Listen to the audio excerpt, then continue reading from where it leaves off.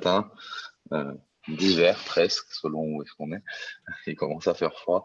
Donc aujourd'hui, on est réunis pour le deuxième débat du cours et la deuxième session du deuxième débat sur les rapports autour du chapitre 4.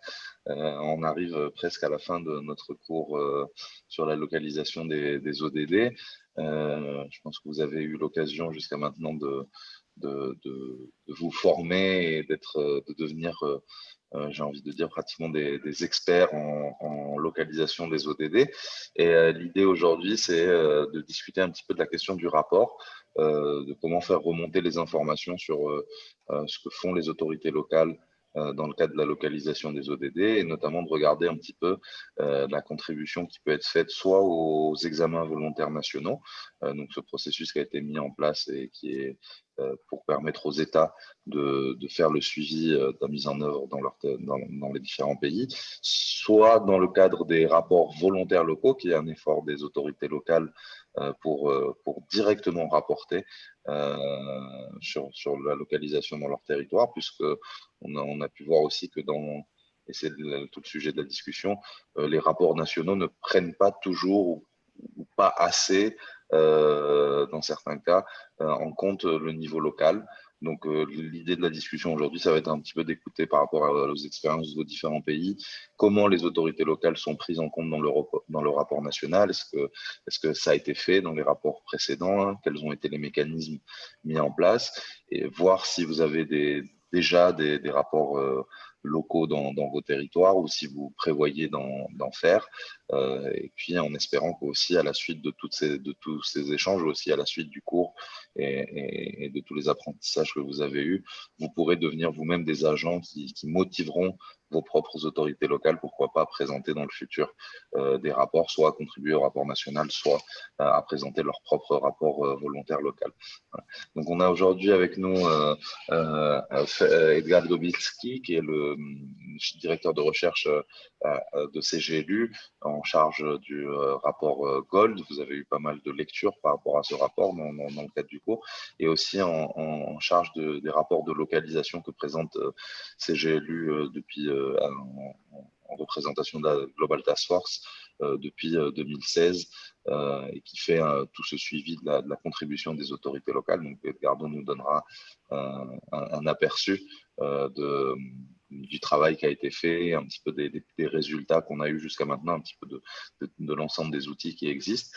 Et puis on a aussi Anna Tapia, qui est des relations internationales de la province de Barcelone, la Diputación de Barcelone, qui est le partenaire de ce cours avec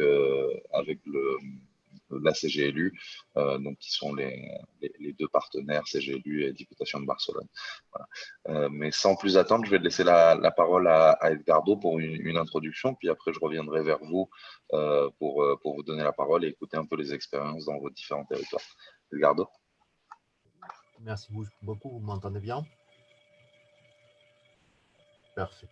Donc, comme Lamine m'a introduit, je suis effectivement le responsable au sein des CGLU, du secrétariat mondial à Barcelone, et coordonner depuis déjà plus de 10 ans les rapports mondiaux qu'on publie tous les 3 ans sur l'état de la décentralisation et les collectivités territoriales dans le monde, et aussi depuis 4 ans déjà 10 rapports qui produisent les collectivités territoriales, pas seulement ce chez lui, puisque c'est une action qu'on amène conjointement avec la Global Task Force, qui est présentée tous les ans au mois de juillet aux Nations Unies, et qui s'appelle en anglais, et là, s'il n'est pas traduit encore en français, Toward the Localization of SDGs. Donc, on m'a demandé, et je vois qu'il y a au moins une personne qui a participé, ou deux qui ont participé dans la réunion j'ai dit. Donc, excusez-moi s'il y a quelques parties qui me répètent, mais qui répètent. Je vais essayer quand même d'échanger un peu les éléments de mon intervention pour éviter totalement les répétitions. Mais enfin, on m'a demandé aujourd'hui de présenter un peu les résultats de notre dernier rapport, celui qui a été présenté aux Nations Unies au mois de juillet dernier, juillet 2020. Ainsi que les travaux qu'on engage avec au niveau des Voluntary Local Reviews, les examens locaux volontaires, aux rapports locaux volontaires, Et ensuite, une initiative qu'on a lancée cette année qui s'appelle Voluntary Subnational Report, examen infranationaux volontaires qui ont pour nous une différence importante par rapport aux examens locaux volontaires. Ça fait beaucoup de sigles, beaucoup de titres. On va essayer d'expliquer les différences. Donc, pour vous donner une idée, cette année, et donc c'était la 4e déjà, qu'on présentait les rapports aux Nations Unies, au HLPF, au High Level Political Forum, qui est, comme vous le savez, c'est l'instance des Nations qui a été créée au sein des Nations Unies pour évaluer, pour assurer le suivi de la mise en œuvre des ODD. Tous les ans, les États, et quelques États, présentent leurs examens nationaux volontaires. Et pour l'instant, entre 2016 et 2020, il y a 168 pays qui ont déjà présenté le rapport. Et chaque pays a l'obligation de présenter au moins 2 fois un rapport entre 2016 et 2030. Mais certains pays, encore une minorité, mais ont déjà présenté même 2 ou 3 fois, et même avant la mi-parcours. Et donc, et cette année, en 2021, il y aura encore 43 pays qui vont présenter leur rapport, ce qui veut dire qu'à la fin de l'année 2021, on sera à 178 pays dans le monde qui auront présenté des rapports. Néanmoins, il y a certains pays, pas les moindres, qui n'ont rien présenté pour l'instant, tels que les États-Unis, par exemple. Et donc, voilà la situation. Je vois qu'il y a les Français, les Libanais, les Sénégalais, ils ont présenté pour l'instant une fois. Et donc, au moins au niveau officiel, je sais que la France, comme l'a dit Dominique l'autre jour, fait une point d'étape tous les ans. D'autres pays aussi font des rapports intermédiaires, mais officiellement aux Nations Unies, il n'y a qu'une fois pour le moment. Donc, quels sont les constats de ces rapports? Bon, déjà, il y a ce que nous, on appelle, et vous avez entendu parler pendant toute la formation, les mouvements de localisation des ODD, ça veut dire la mise en œuvre au niveau local des ODD, avancent partout dans le monde et à différents degrés, et c'est plus avancé en Europe, où il y a des pays, notamment les pays nordiques, même à l'intérieur de l'Europe, c'est différent entre les pays nordiques et les pays, disons, d'une certaine manière du Sud. Les pays nordiques sont plus avancés au niveau de la localisation. Quand je dis plus avancés, dans le sens qu'il y a beaucoup plus de collectivités territoriales qui se sont engagées à la mise en œuvre, et qui développe différents mécanismes d'alignement des programmes, plans, projets, etc., pour assurer la mise en œuvre, et rapporte régulièrement. Et en France, comme le disait Dominique aujourd'hui, un exemple depuis, pas tout à fait du Sud, mais en tout cas pas du nord de l'Europe, et encore la localisation, l'engagement des collectivités territoriales dans la mise en œuvre est relativement modéré, même dirais-je faible. En Espagne, par contre, il y a un nombre plus important de collectivités territoriales. Sans atteindre la masse des collectivités territoriales du Nord, c'est plus important. Dans les autres régions du monde, les niveaux partout ça avance, mais les niveaux d'avancement diffèrent des régions en région. C'est un petit peu plus avancé. Il y a certains pays, par exemple en Asie, qui sont relativement très engagés, les Japon, la Corée et l'Indonésie, par exemple. La Chine, parce que c'est très top-down, ça veut dire l'État a décidé dans les plans quinquennal d'intégrer les ODD, et tous les niveaux des gouvernements territoriaux doivent s'aligner sur le plan national, les plans quinquennal. Donc, il y a une avancée relativement massive. Mais la Chine, même tout en étant un pays qui reste très top-down, pour le dire d'une certaine manière, il a mis en place des mécanismes de mobilisation et d'émulation entre collectivités territoriales qui sont très intéressantes pour essayer d'encourager les collectivités territoriales et des projets pilotes avec des incentives financiers et fiscaux importants. Donc, c'est des contextes à suivre, analyser en profondeur. Et Donc, globalement, la participation, on essaye de mesurer tous les ans la participation des collectivités territoriales dans à l'élaboration des examens nationaux volontaires. Et ces mouvements progressent petit à petit. On est passé, quoique avec des oscillations, par exemple, et qui dépend aussi de la caractéristique des États qui participent chaque année à l'examen volontaire. Par exemple, en 2016, il y a 45% des États qui ont rapporté, mais à l'époque, c'était que 23 États la première année. Et il y avait beaucoup des États, des pays européens, des pays, disons d'une certaine manière, développés, où la décentralisation est globalement plus avancée, ce qui explique qu'il y avait une participation à 45% qui était plus élevée. Ça s'est réduit par la suite, par exemple, en 2019, où il y avait déjà 47 États et il y avait pas mal de petits États insulaires ou des États d'Afrique, d'Asie et parfois des États qui ne sont pas du tout décentralisés ou faiblement décentralisés.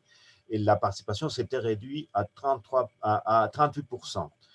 Et en 2020, malgré les Covid, malgré la situation, il y a eu une remontée et on a atteint les pics de participation des collectivités territoriales dans ces processus de 55% des collectivités territoriales dans les pays qui ont présenté les rapports en juillet 2020. Ceci dit, quand nous on dit participation, on est très bienveillant, hein, on est très, on regarde pas dans les détails. La participation, parfois, ça peut être une consultation, ça peut être la participation à une réunion. Et ce n'est que peu de pays où la participation est vraiment forte, engagée, c'est-à-dire où les collectivités territoriales sont sollicitées pour participer à l'unité qui fait partie de la rédaction du rapport, ou qui, les collectivités territoriales sont demandées spécifiquement de présenter un document, leur propre contribution au rapport national. Donc, quand on dit participation, on l'entend dans un sens très large.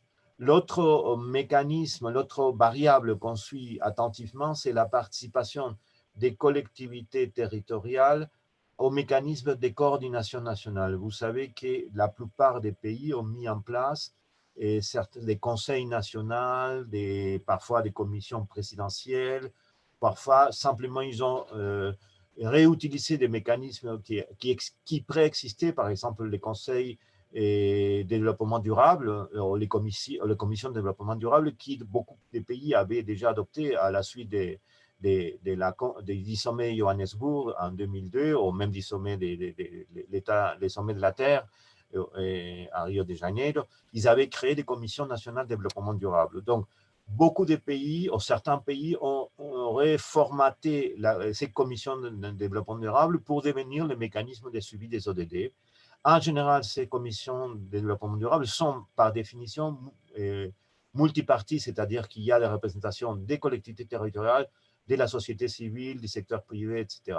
Mais beaucoup de pays ont créé des mécanismes nouveaux, des commissions présidentielles, des commissions interministérielles, etc., où parfois les collectivités territoriales sont associées de manière formelle ou informelle. Quand je dis informelle, ça veut dire qu'ils participent de temps en temps à des réunions. Pour vous donner une idée, seulement dans 33 pays qui ont rapporté entre 2016 et 2020, ont associé les collectivités territoriales ou leurs représentants à ces mécanismes de suivi, ça veut dire seulement un tiers. Quelles sont les principales conclusions qu'on présente dans ces rapports de 2020? Bon, déjà, étant donné qu'on était en plein processus de pandémie, c'est que le rôle des collectivités territoriales a été dans les premières lignes pour faire face au Covid-19 et que cela s'est traduit par leur contribution à assurer la continuité des services essentiels, les renforcements des réseaux de solidarité, notamment pour protéger les plus vulnérables. Ensuite, on demande que pour la préparation de l'après-Covid, et sur la base des expériences de c'était au mois de juillet, on était premier semestre plein Covid, et sur la base de l'expérience des premiers mois, les investissements en infrastructure et dans les services publics essentiels qui sont en général responsabilité des collectivités territoriales soient renforcés. afin de soutenir le processus de récupération et transiter vers une nouvelle normalité qui ne soit pas déconnectée de la mise en œuvre des ODD. Ensuite, continuer à renforcer les mouvements de localisation pour, dans le sens de créer, assurer que tous les plans nationaux de développement ainsi que les plans sectoriels ou les plans d'investissement territoriaux ont un chapitre ou une section sur la localisation, une stratégie de localisation bien définie, c'est ce qu'on appelle introduire la localisation à tous les niveaux des décisions politiques et de planification.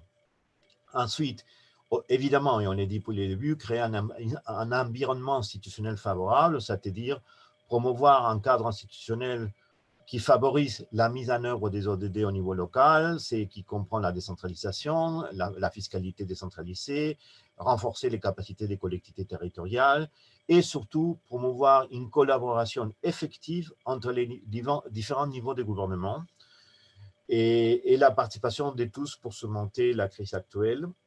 Dans ce sens, renforcer tous les mécanismes de partenariat et assurer la participation des collectivités territoriales au processus de reporting et de coordination nationale, et au niveau des suivis et d'évaluation, et assurer la localisation des indicateurs et appuyer les collectivités territoriales pour qu'elles soient capables de collecter ces informations et développer des indicateurs localisés. Et finalement, soutenir la coopération décentralisée. La multimédia signe quand j'ai trop parlé, tu veux que je se coupe, hein? Sinon, 2 mots sur les examens locaux volontaires. Je suppose que vous avez déjà vu, sinon je vous le rappelle, CGLU avec ONU Habitat a publié au mois de juillet une guidelines, une ligne directrice pour développer des examens locaux volontaires, des BLAs. Je suis désolé, c'est en anglais. Et peut-être on pourra les traduire, mais ce n'est pas envisagé tout de suite.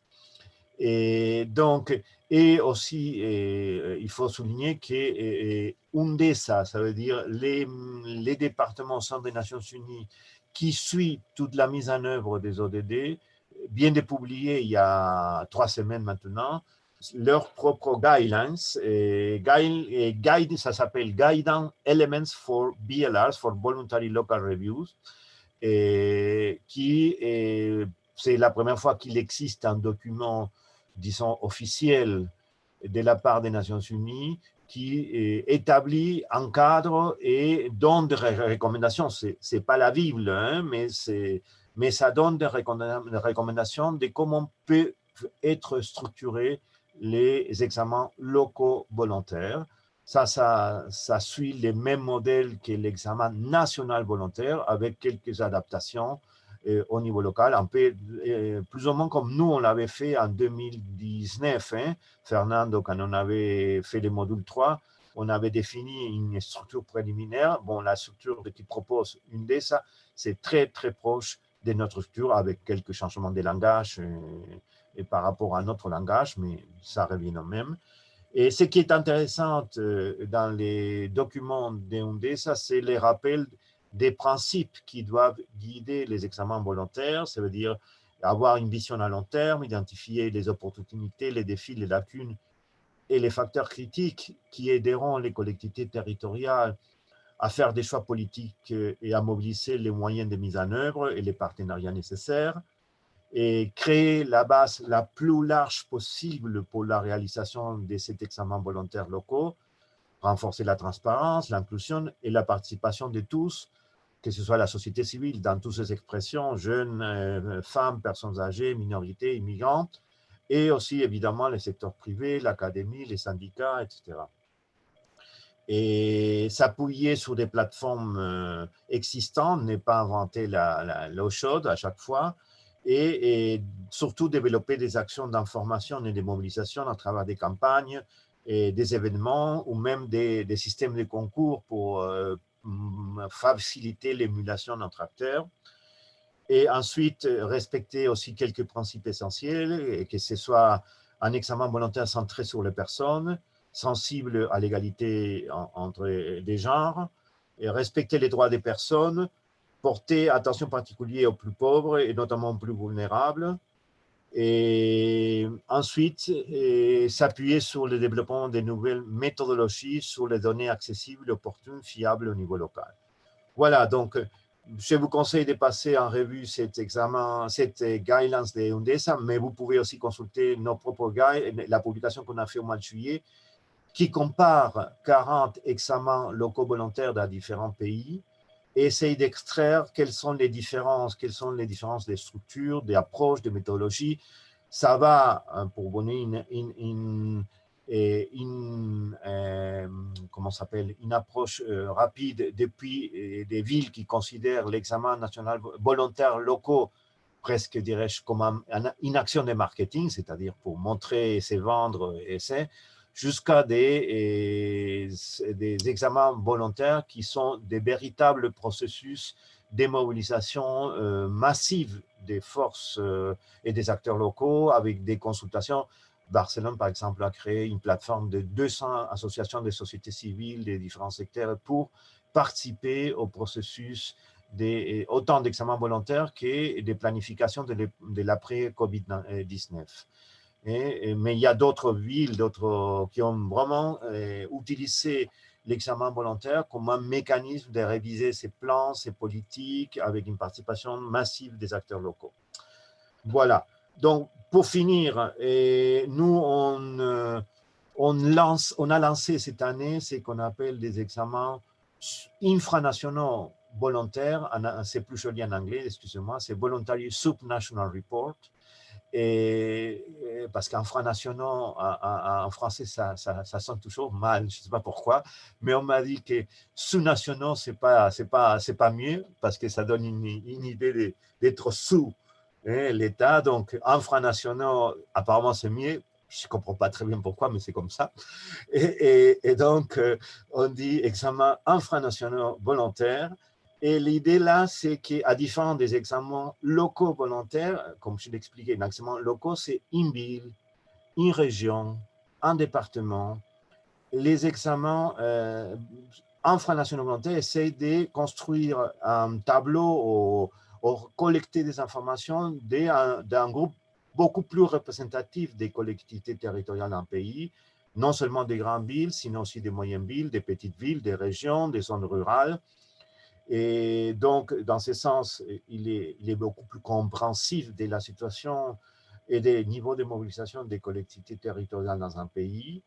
Et aussi, donc, il essaie de collecter. C'est pour l'instant, la plupart de ces rapports sont essentiellement qualitatifs, parce que vous savez aussi bien que moi qu'il y a des problèmes, l'existence des données infranationaux localisées, c'est un problème partout, à l'exception de quelques pays nordiques.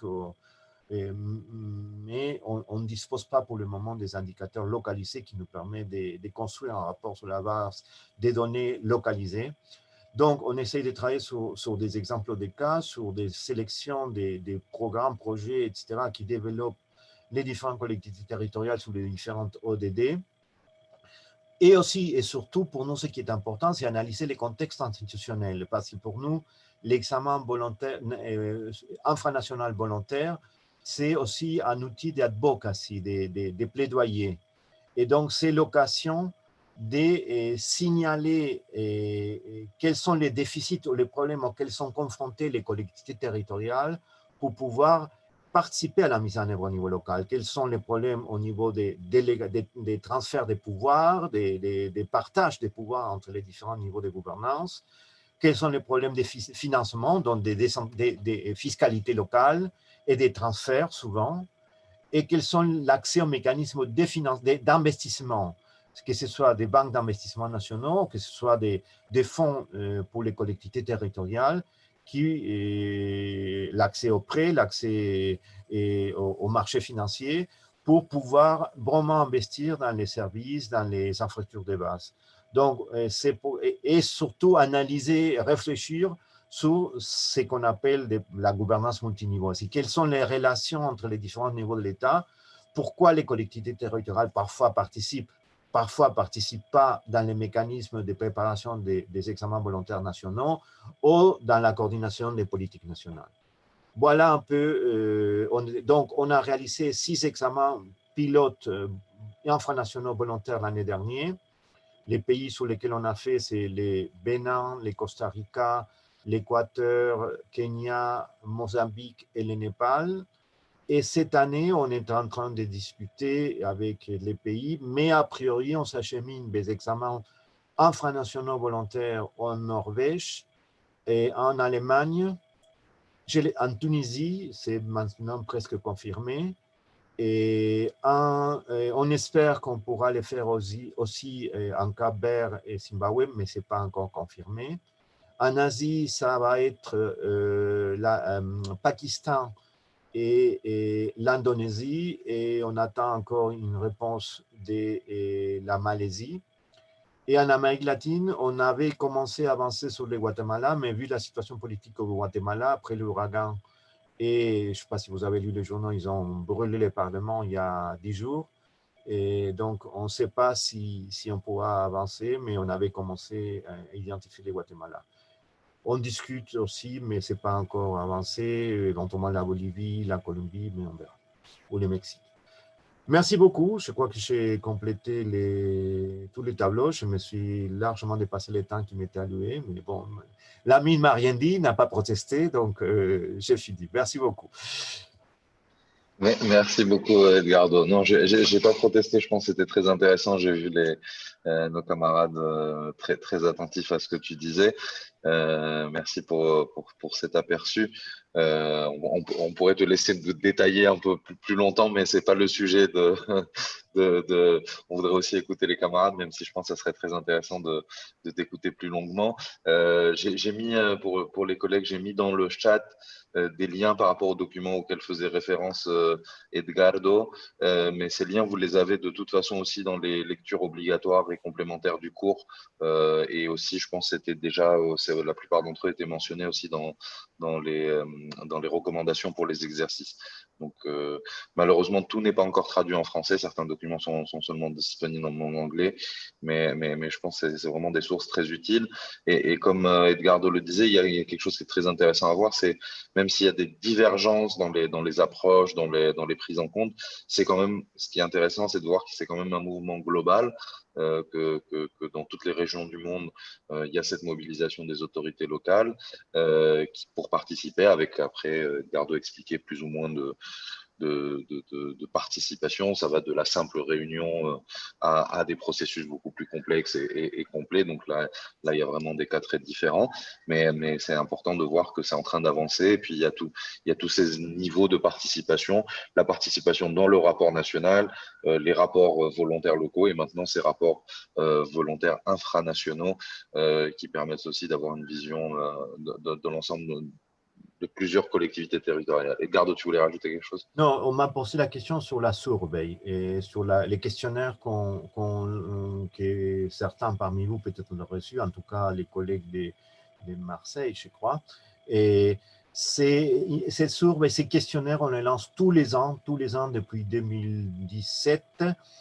Et entre les mois de février, mars et avril, c'est adressé pour l'instant, compte tenu de notre base de données limitée, aux membres du Conseil mondial des CHLU, c'est-à-dire déjà 300-400 villes et aux régions du monde, mais avec votre soutien, peut-être on peut aller beaucoup plus loin.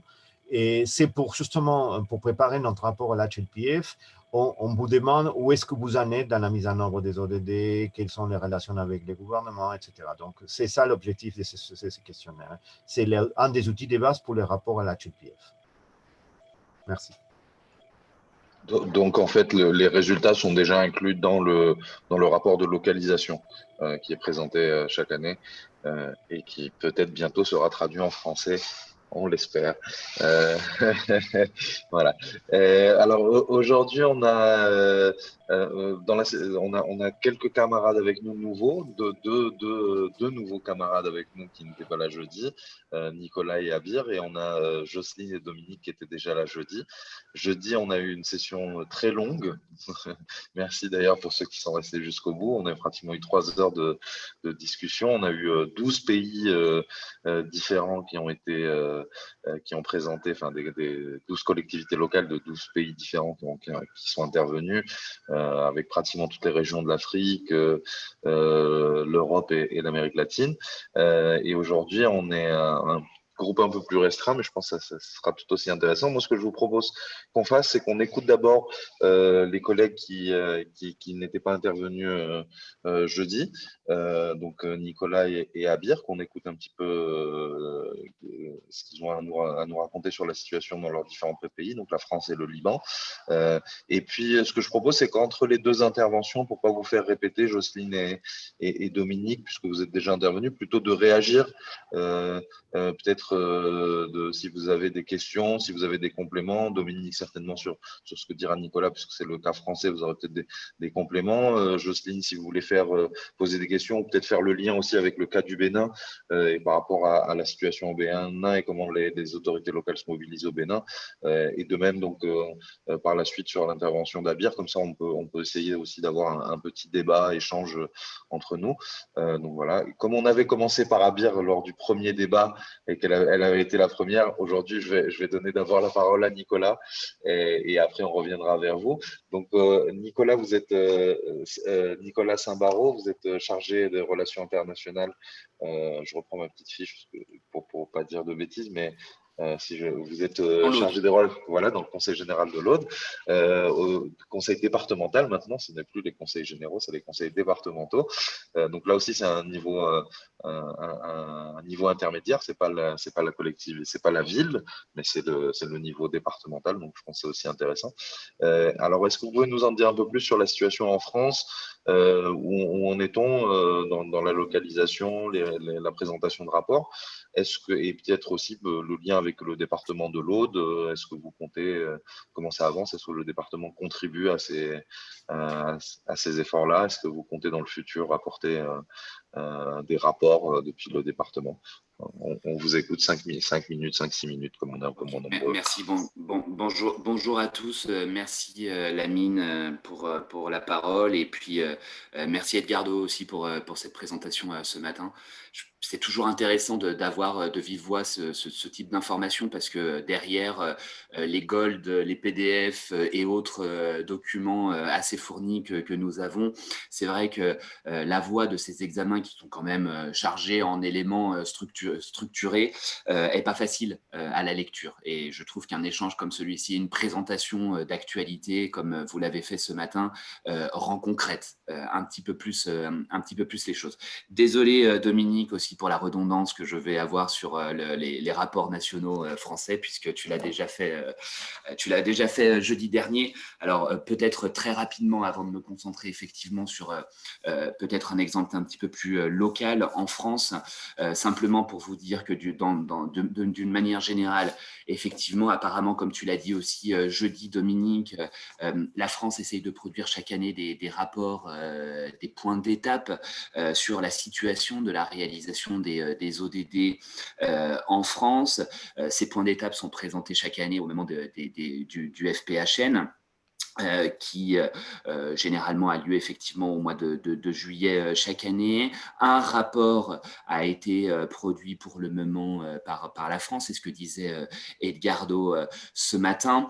Ce sur quoi on peut insister par rapport à ces rapports, plutôt aux points d'étape qui sont menés par la France, c'est que d'une manière générale, il y a un pilotage qui est fait par le Commissariat au développement durable, mais on peut dire qu'il y a, pour une fois en France, une bonne prise en compte de l'ensemble des acteurs dans le cadre de la réalisation de ces rapports, avec une démarche multi-acteurs qui est clairement définie dans le cadre de la rédaction de ces rapports, avec une participation multiniveau.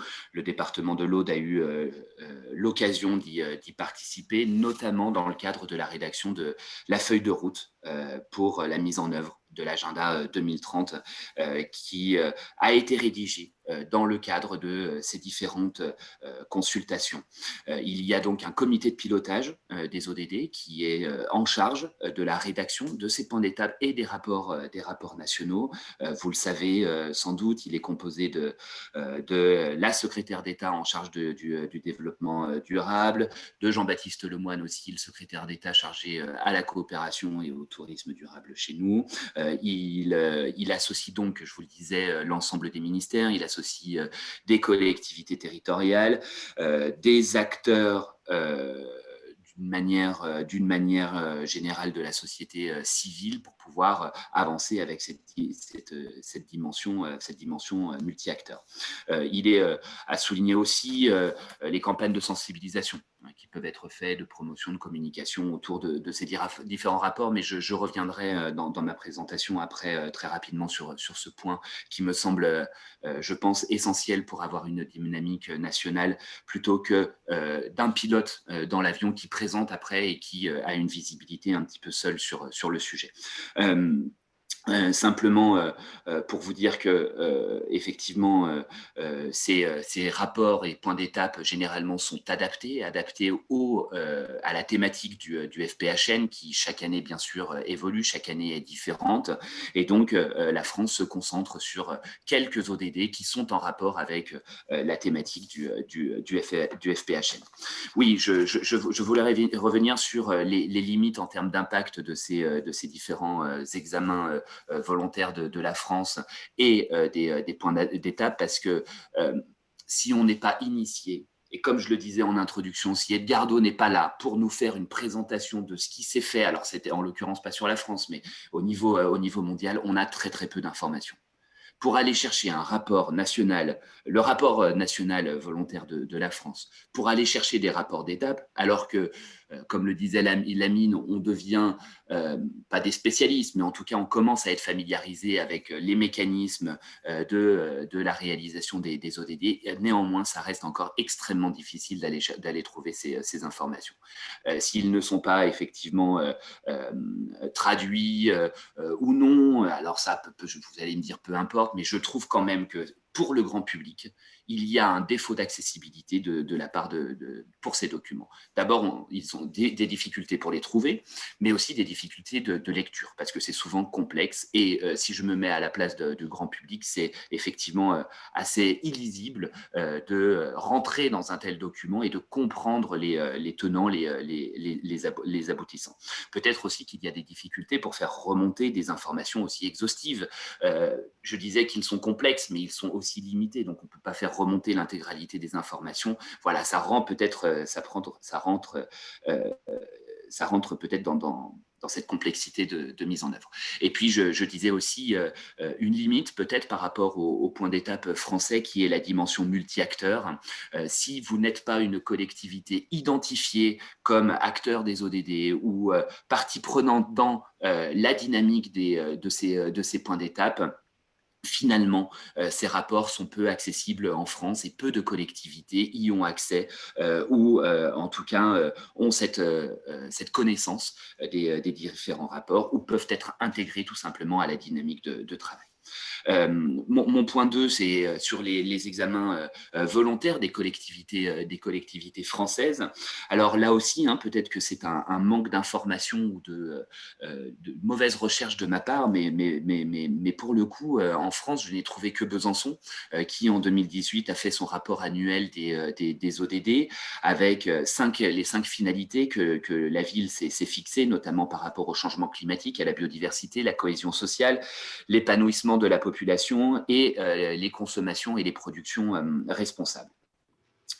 Effectivement, peu de collectivités françaises, alors que, comme on le disait ce matin, un bon nombre de collectivités tout de même asiatiques, d'Europe du Nord, vous l'avez cité, la Norvège, la Suède, ou d'Amérique du Nord, voire d'Amérique du Sud, ont fait ces rapports locaux. Alors, je vous dis peut-être que c'est un défaut ou une méconnaissance dans la recherche de ma part, mais je n'ai trouvé que cet exemple de Besançon qui m'a paru extrêmement intéressant comme ville pilote avec Quetigny en France, puisque c'était les deux villes qui avaient été identifiées par le secrétariat au développement durable. Et j'ai trouvé notamment que les documents de l'Adréal Bourgogne-Franche-Comté dans l'accompagnement de la ville de Besançon dans son point d'étape extrêmement construit quand on fixe des indicateurs pour arriver à un examen local volontaire.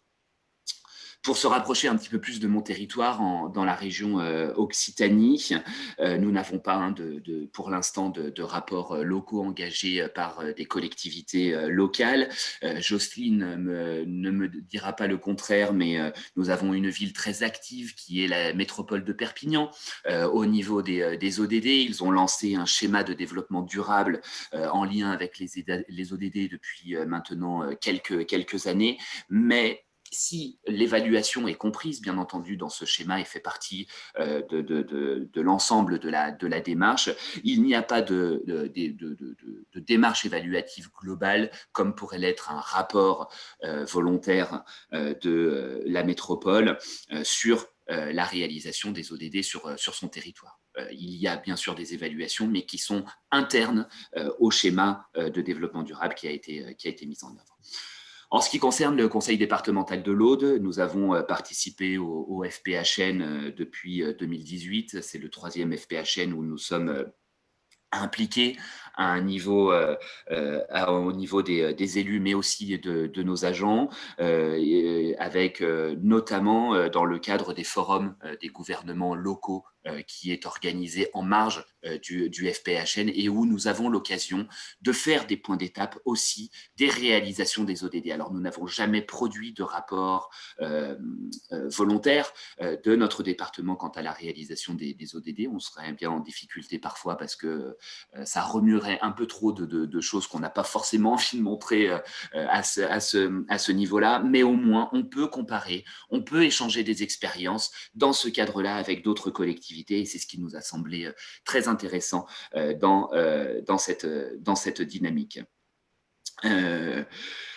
Voilà, simplement pour vous dire que nous participons aussi à une formation CGLU dans ce cadre-là qui, avec l'unité Afrique du Sud, nous permet d'identifier encore les points de réalisation sur les ODD, mais alors dans le cadre de nos coopérations internationales qui méritent d'être développées, qui méritent d'être plus abouties. Et nous espérons qu'après cette formation de CGLU dans ce cadre, la collectivité puisse vraiment se saisir de la dimension ODD et puis qu'à l'avenir, on puisse réaliser un rapport volontaire local de notre conseil départemental dans l'accomplissement des ODD. Merci beaucoup, Nicolas, pour cette présentation. Beaucoup de points très, très intéressants. Moi j'ai peut-être quelques questions, mais je voudrais voir d'abord avec nos collègues. D'abord peut-être Dominique, parce que comme c'est le cas français, est-ce que vous avez une réaction particulière? Merci Nicolas pour cette présentation, mais j'avoue qu'on est un peu décalé à Marseille, mais en fait tu as touché un point sensible en disant qu'il y a certaines collectivités qui sont associées dans le mécanisme global des ODD, et effectivement le département de l'Aude par le biais de Valérie, et qui est présente depuis à CUF et au CGLU, a pu booster un peu le département de l'Aude.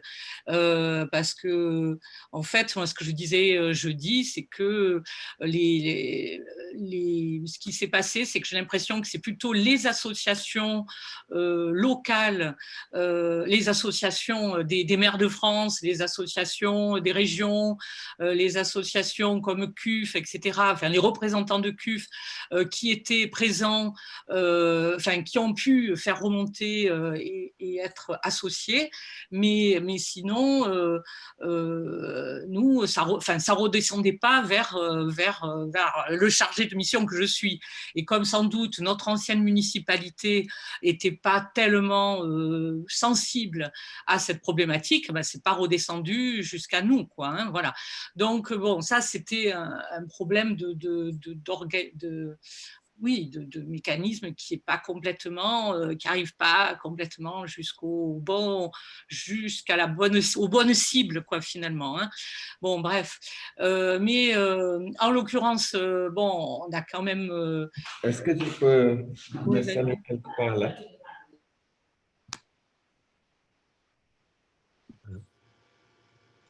Saint-Luther, je ne sais pas qui c'est Saint-Luther. Oui, ça doit être Abdou Séné, allez, qui vient juste de nous rejoindre. Continuez, Ah, Dominique. non, mais voilà, donc ça c'était pour un point. Après, effectivement, tu as évoqué qu'il y a quelques collectivités, qu'il y a que Besançon qui a présenté son rapport, effectivement, mais il y a quand même plusieurs collectivités en France comme toi, hein, comme le département de l'Aube, qui sont pionnières un peu dans l'apprentissage de la localisation des ODD. Et donc, effectivement, la région Bourgogne, mais j'ai aussi repéré que le conseil départemental de la Gironde, peut-être que tu connais, qui a aussi été une première j'ai vu dans un des rapports qu'on a pu, grâce à cette formation, lire, a été aussi pas mal dynamique là-dessus. Le département du Var, la Nouvelle-Aquitaine aussi, voilà. Et j'ai repéré que la ville de Strasbourg a aussi essayé de créer l'ODD 18. Bon, et Strasbourg était président de CUF, donc lui, il a suivi, voilà. Donc, je ne sais pas dans le détail s'ils sont prêts pour, dans l'avenir, présenter un rapport comme Besançon, mais je pense qu'ils sont quand même assez dynamiques. Voilà. Ce que tu as peut-être que dans ta présentation, tu as dit que les collectivités territoriales étaient depuis le début associées. Et moi, j'ai l'impression que c'est arrivé qu'à partir de 2018, au moment de la création, du lancement de cette feuille de route et de ce guide des collectivités qui est sorti qu'en 2019. Donc, c'est un peu récent. Et donc, je suppose que avec cette vague verte de nouveaux maires municipaux en France depuis 2020, on va peut-être imaginer qu'en 2021, on aura une nouvelle perspective avec des nouvelles collectivités, comme peut-être Marseille, Inch'Allah, enfin peut-être on va se préparer pour 2022. Mais bon, pour essayer d'apprendre à localiser les ODD dans sa politique publique locale. J'ai repéré, alors du coup, j'ai un peu affiné la politique de Marseille et j'ai vu qu'ils travaillent beaucoup sur la politique alimentaire. Ils font partie du pacte de Milan. Et il y a eu un travail de mutualiser 14 services municipaux pour travailler sur la sécurité alimentaire et la politique alimentaire de Marseille. Et donc, qui peut-être mérite un travail peut-être approfondi et de partir de là pour faire en sorte que on puisse élargir, enfin en tout cas on puisse déjà localiser les ODD à partir de cette politique hein, qui est déjà bien transversale, qui est animée par la direction de la prospective, qui est transversale. Donc, bon, on peut imaginer qu'il y a déjà un petit terreau pour faire en sorte de travailler sur la localisation des ODD à Marseille. Mais bon, on n'est pas encore... voilà. C'était pour donner une image un peu positive de la ville de Marseille dans l'avenir. Voilà. On espère Dominique, mais c'est vrai que dans ce qu'a dit, je pense qu'il y a un point dans ce qu'a dit Nicolas qui est assez intéressant, c'est qu'à la fois il y a une dynamique et ça rejoint un peu ce que vous aviez dit jeudi, c'est-à-dire qu'il y a une dynamique très intéressante de coordination, de points étapes, de coordination multi-acteurs, mais à la fois on sent aussi qu'en France il y a aussi peut-être un décalage dans la diffusion de l'information, ou peut-être on a cette sensation que ça reste quand même en groupe restreint. Ce que vous disiez, Nicolas, c'est-à-dire si on n'est pas dans ce petit groupe ODD de collectivité qui est considéré, on n'a pas forcément accès à l'information. Et on disait ça jeudi aussi, c'est assez paradoxal parce qu'il y a énormément d'outils qui ont été développés, de publications. Il y a le comité 21 qui a fait énormément de choses. Et c'est vrai que par ailleurs, on a peu de collectivités qui ont aligné. Alors, il y en a de plus en plus, c'est en train de faire son chemin, mais qui ont aligné leur plan de développement avec les ODD. On commence à en voir de plus en plus. Et il y en a très peu qui ont présenté et qui ont contribué au rapport, puisque, comme vous le disiez, il n'y a que Besançon jusqu'à maintenant. Donc, c'est vrai qu'il y a peut-être ce petit décalage entre la quantité d'informations et les moyens qui sont mis et les réalisations. Edgardo, tu voulais Je confirme que la Gironde a intégré dans son rapport développement durable les ODD dans son dernier rapport. Et il y a certaines choses, effectivement, qui a mentionné Dominique, dans la nouvelle région d'Aquitaine qui aussi sont en train de se mobiliser. Et donc, mais c'est un peu étrange parce que il y a eu cette Tour de France, je ne sais pas si vous avez entendu parler de l'agenda des ministères de développement durable avec l'agenda 21, je crois pas, soutenu par l'Association des régions de France, qui a fait un effort considérable, je pense, de diffusion et des ODD, mais pour l'instant, l'impact politique reste relativement restreint. C'est-à-dire, les villes les accueillent, ou les régions les accueillent, mais il n'est pas suivi d'effet. C'est des sentiments que j'ai. Mais en tout cas, il y a eu des efforts et des formations faits par certaines institutions françaises, y compris par CUF.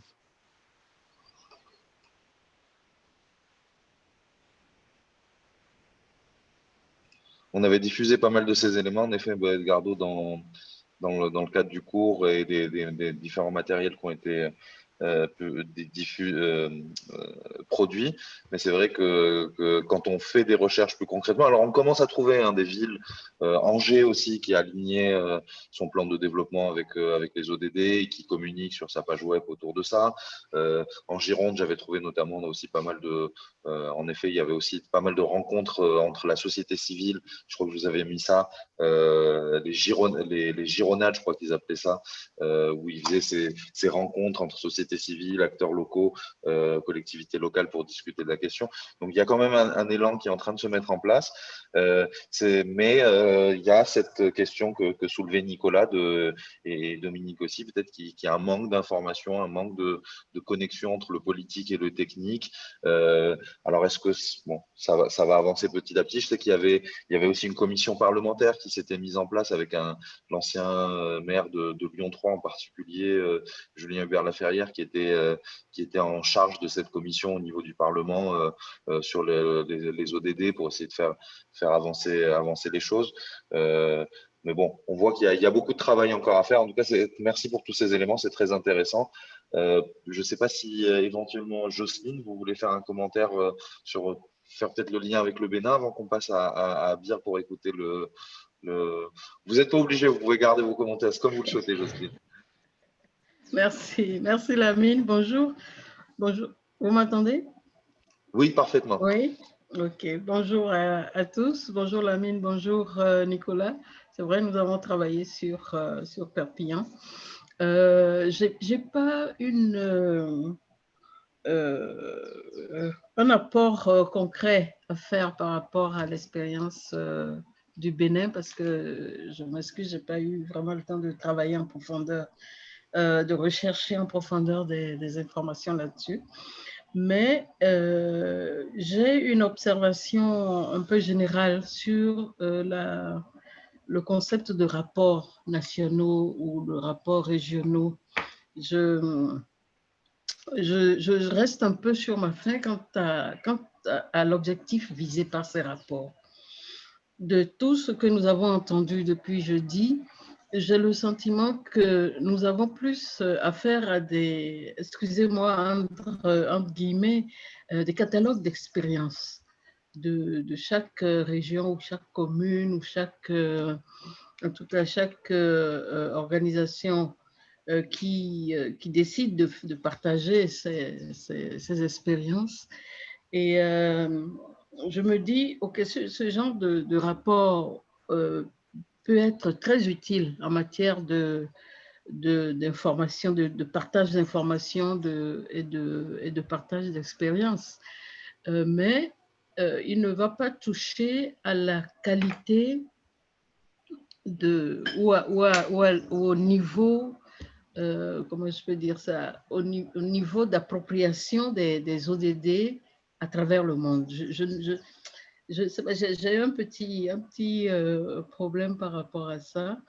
Nous connaissons aujourd'hui les expériences de plusieurs communes, plusieurs régions, plusieurs nations, mais par rapport au niveau d'appropriation globale des 17 ODD, on n'a pas beaucoup d'informations.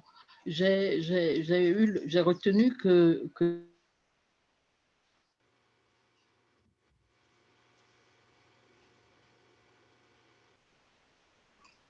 On a perdu Jocelyne.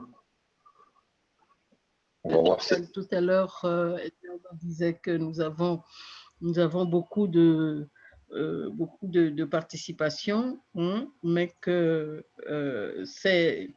les travaux d'appropriation des ODD utilisent diverses méthodes et qu'on a également des résultats divers. Alors, je ne sais pas comment on peut imaginer une amélioration du système pour qu'on puisse évaluer l'évolution de la prise en compte de l'ensemble des ODD et apprécier un peu la qualité, enfin les changements de notre monde qui nous inquiète beaucoup sur le plan négatif, bien que des activités, des travaux se fassent sur le terrain pour améliorer la condition de vie des populations. Je ne sais pas si je me fais bien comprendre, mais je suis un peu rester sur ma faim quant aux résultats attendus de la mise en œuvre des ODD partout dans le monde. Ouais. Merci, voilà ce que je voulais partager avec vous. Merci Jocelyne, c'est très pertinente, je pense, la remarque. Je peux peut-être me tourner vers Edgardo, mais il y a cette... c'est vrai qu'il y a pour l'instant, en tout cas, il y a aussi cette sensation qu'il y a beaucoup de plaidoyer et de vulgarisation, de mise en avant des actions qui sont mises. Vous avez raison, on met beaucoup en avant le type d'action. Peut-être, et c'est là où Edgardo, peut-être qu'il y a encore un travail à faire sur les indicateurs. Hein, c'est peut-être là où Jocelyne veut en venir, c'est-à-dire comment vraiment on mesure, et c'est vrai qu'il y a, même si l'un des grands avantages de cet agenda, c'est qu'il est mesurable, il y a des indicateurs qui existent, il y a aussi eu beaucoup de débats sur le type d'indicateur et la capacité des différents niveaux, des différents acteurs à collecter ces indicateurs, parce qu'au final, il y a aussi cette volonté, comme vous le dites, Jocelyne, c'est de voir l'impact, comment on met en œuvre et quel est l'impact réel. Donc, peut-être Edgardo, rapidement avant qu'on passe à Abir, si tu as un petit retour sur cette question Merci, c'est bon.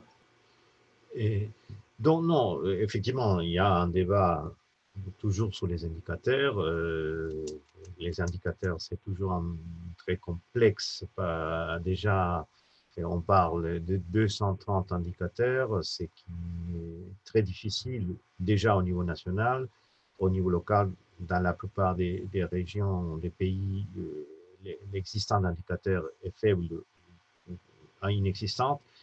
Mais au-delà des indicateurs, les indicateurs donnent déjà une idée, hein, et il ne faut pas les mépriser. Mais je pense qu'au-delà des indicateurs, c'est les sentiments des populations. Et ça ne peut se gérer qu'à travers la mobilisation, la participation des différents, de la société civile, des différents partenaires, des différents acteurs locaux au processus. C'est-à-dire dans la mesure où un des objectifs qui est à la base des ODD, qui est et ce qui se dit en anglais, a whole of government and a whole of stakeholders approach, ce qui veut dire associer tous les niveaux de gouvernement et associer tous les représentants de la société au processus, étant donné la complexité des choses des objectifs qu'on s'est fixés. Et s'il n'y a pas vraiment une participation massive avec tout ce que ça implique, des confrontations, des négociations entre acteurs, et on n'attendra pas les ODD et les gens n'auront pas le sentiment que les choses avancent. Et donc, ça, c'est une des conditions essentielles et une des conditions sur lesquelles, pour l'instant, au but. C'est-à-dire, il faut que quel est l'avantage des collectivités territoriales par rapport à l'État? S'il y a une volonté politique au niveau des leaders locaux, c'est la possibilité qu'ils ont un contact plus proche des acteurs, qui peuvent les associer, les mobiliser, et en tant que partie prenante des plans, de la mise en œuvre. Et c'est là l'avantage des collectivités territoriales que nous, on essaie de mettre en avant tout le temps. Et après, il faut voir comment on traduit ça au niveau de l'État, où l'expérience française avec les différentes consultations au Conseil qui ont été créées, notamment pour le climat, montre l'importance de ces mécanismes et aussi parfois les frustrations qu'ils créent. Hein?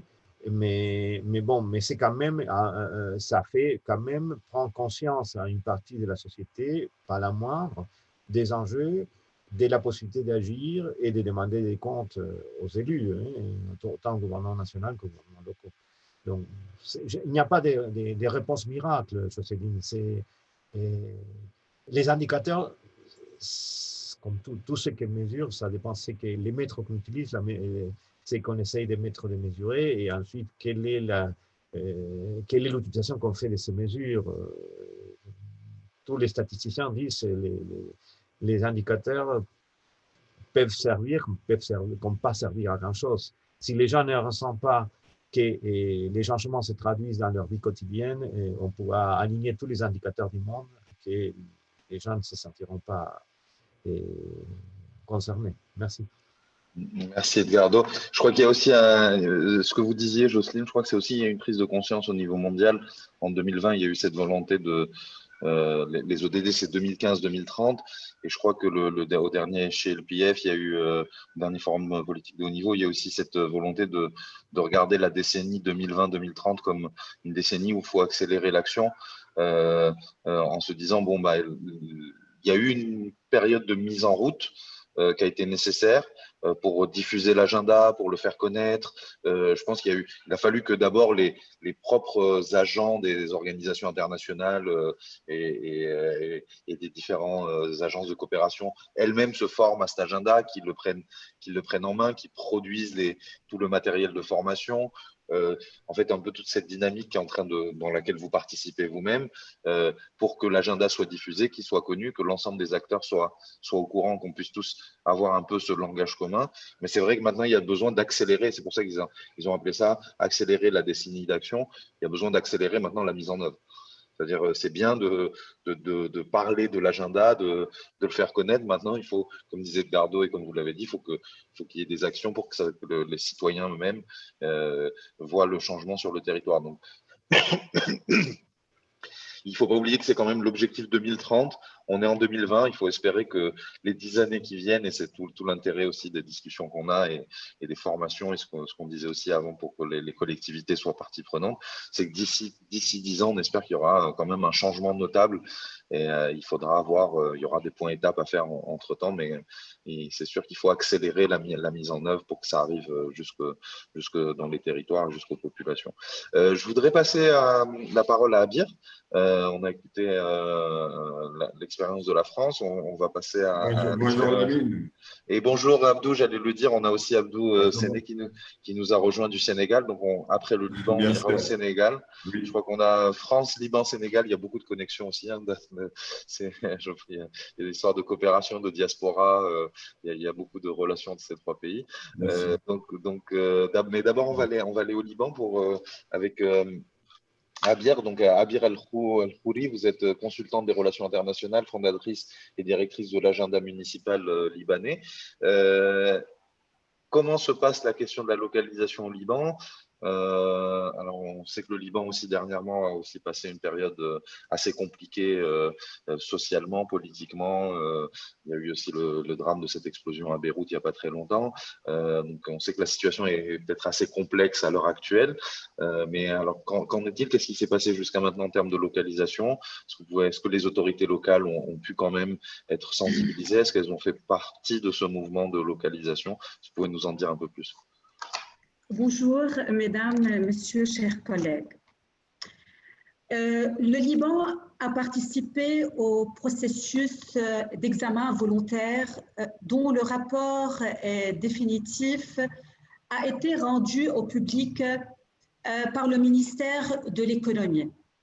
Le rapport a souligné le rôle primordial de chacun des ministères qui ont été désignés comme responsables de chaque objectif, listés en fonction de leur spécialité correspondante. Cependant, en dépit de sa participation et malgré l'affirmation de sa volonté à mettre en place des stratégies visant à accomplir les objectifs du développement durable, le Liban n'a pas encore, peut-on dire, il n'a pas encore rempli ses engagements. Vu notre situation qui a commencé à partir de l'année 2018, situation économique, il n'y a pas de gouvernement, etc. Du côté des localités et des municipalités qui devaient, je peux dire, qui devaient appuyer les ministères dans leur travail, celles-ci n'ont pas été sollicitées. Et bien qu'elles soient les plus aptes, on peut dire les plus aptes, vu que la municipalité, elle peut rendre compte d'une manière pragmatique et ciblée des divers besoins, tout comme du potentiel de chaque région. Ceci, je pense, bien sûr, il est dû à la centralisation du pouvoir, à l'absence d'une coordination entre les instances ministérielles et les autorités municipales. Cependant, les municipalités ont montré qu'elles sont capables d'épauler les ministères. Comment? Ainsi, lors de la crise, je peux dire du Covid, je veux donner des exemples, je veux être trop pratique comme ça. Qu'est-ce qu'ils ont fait? La crise du Covid, les données municipales au service de ressources précieuses au ministère, on peut donner des exemples, ministère de la Santé, de l'Intérieur et des Affaires sociales.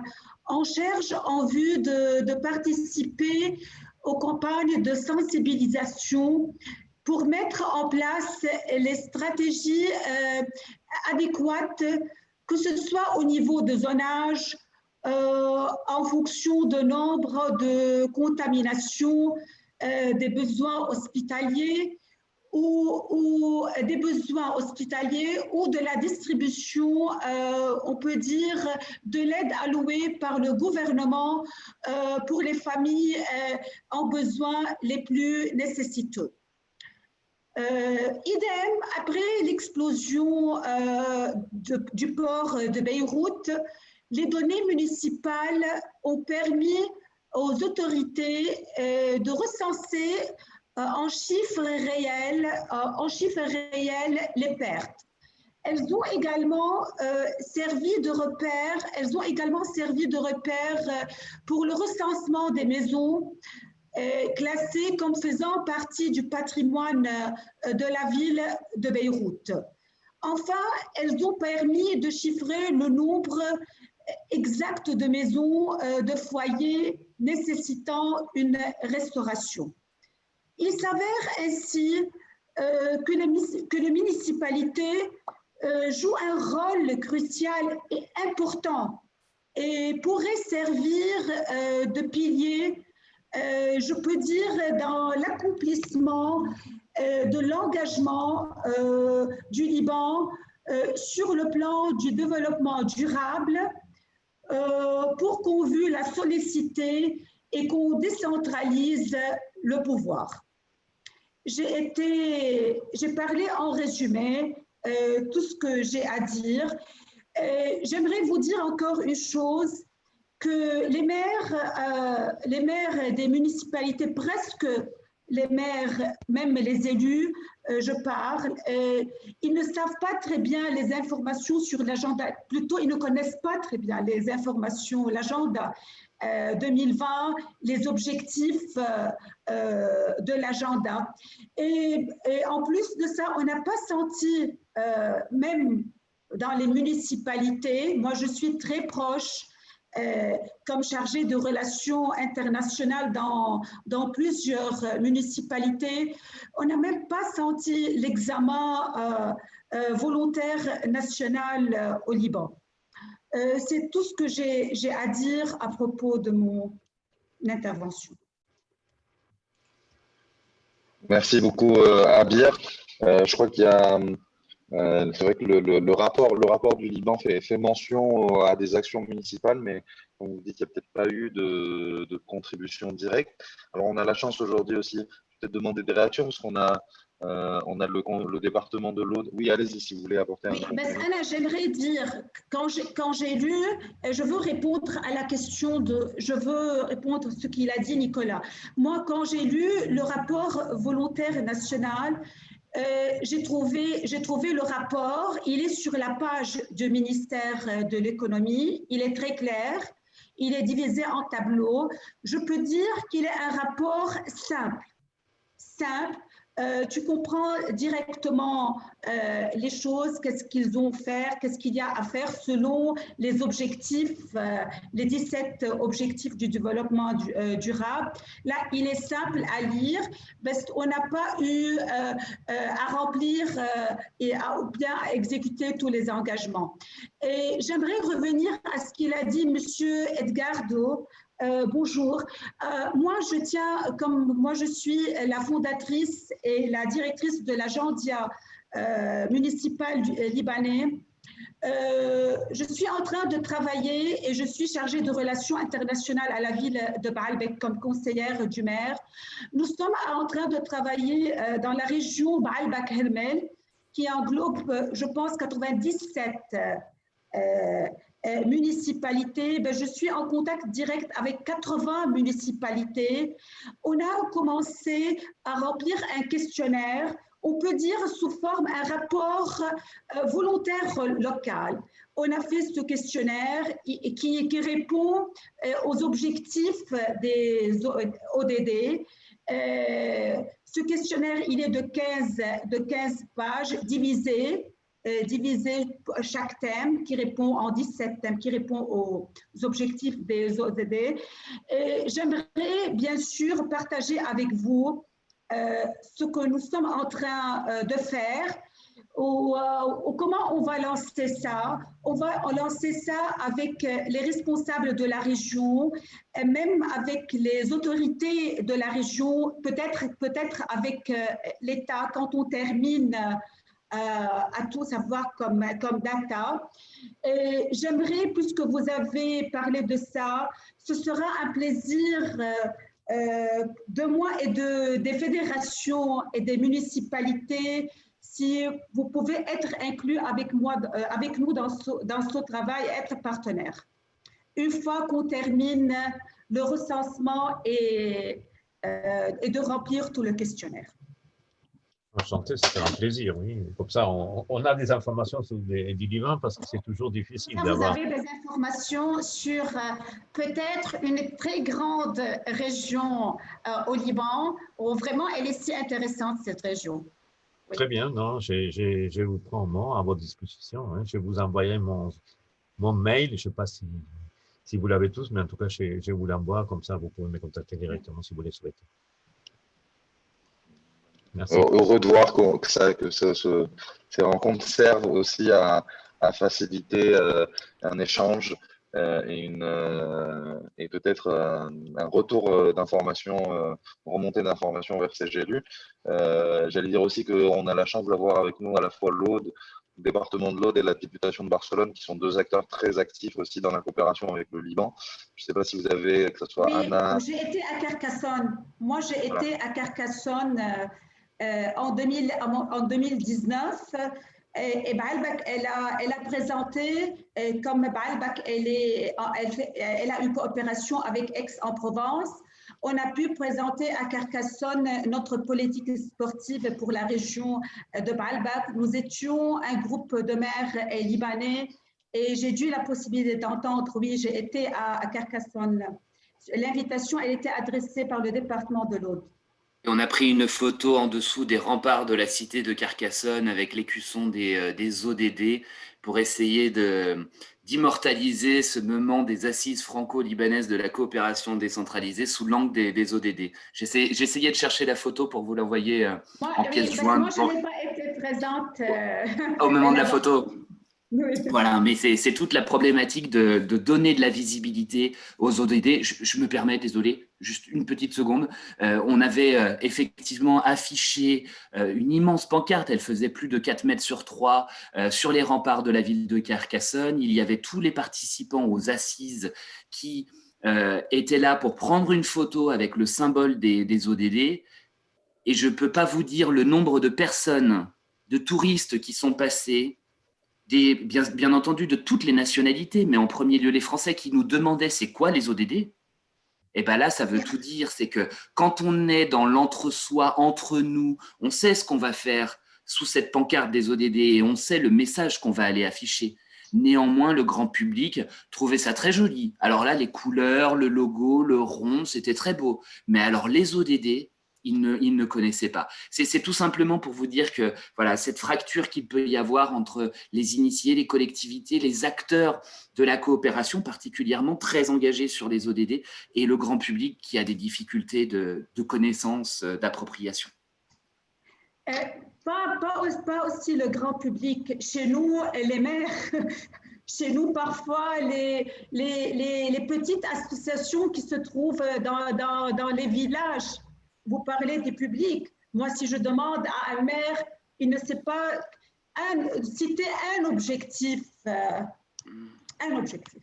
Il y a ici, en effet, d'ailleurs, c'était le sujet un petit peu du deuxième chapitre de notre cours, c'était la question de la sensibilisation et du plaidoyer, où c'est vrai qu'il y a un travail important encore à faire pour à la fois sensibiliser les autorités locales elles-mêmes. Ça, j'ai lu les différents réseaux, que ce soit au niveau de CGLU Afrique, de la CCRE ou de BTVL, font ce travail-là. Les associations nationales doivent le faire encore plus, et on doit trouver des mécanismes qui permettent de faire arriver l'information aux décideurs politiques, aux techniciens, mais comme vous l'avez dit aussi, aux citoyens, parce que cet agenda, c'est un agenda qui est de l'agenda de tous et tout le monde doit y contribuer. Et c'est vrai que là, on a des exemples de régions ou de zones où ce travail a été fait plus profondément. Il y a eu un engagement politique qui a été plus fort. Je pense à l'exemple de Bruxelles-Capitale ou de la Belgique en général, où il y a énormément de matériel qui a été créé, et on sent qu'il y a une énorme mobilisation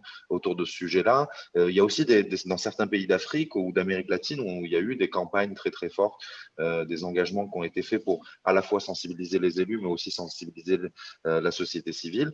Mais il y a encore beaucoup de travail à faire sur cette question de la sensibilisation, sur cette question du plaidoyer.